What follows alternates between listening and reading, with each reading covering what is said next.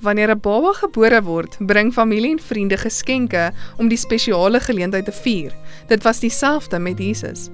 Toe Jesus in Bethlehem in Judea gebore is, in die dae van koning Herodes, het daar wyse manne uit die ooste in Jerusalem aangekom en gevra, waar is hy wat gebore is as koning van die Jode? Ons het sy ster in die ooste gesien en het gekom om hom te aanbid. Toe hulle in die huis kom, sien hulle die kindjie met Maria, sy moeder, en hulle het neergeval en hom aanbid. Daarna het hulle hulle skatte oopgemaak en vir hom geskenke gegee, goud, wierook en mirre. Die wyse manne uit die ooste het die kindjie Jesus, die verlosser en koning, aanbid deur geskenke te bring. In Bybeltye het aanbidding by die tempel altyd ingesluit dat offers na God gebring word. En vandag het dit nie verander nie.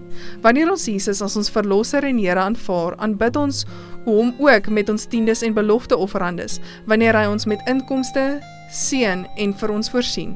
Dit is nie ons vrywilligheid wat gee aan die gang sit nie. Dit is God se vrywilligheid. Die Bybel leer dat wanneer hy vir ons iets gee, verwag hy dat ons iets aan hom moet teruggee. Tiendes en offerandes. Sy gee bring ons gee voort, nie andersom nie. Hy verwag niks van ons wat hy nie eerste aan ons gegee het nie.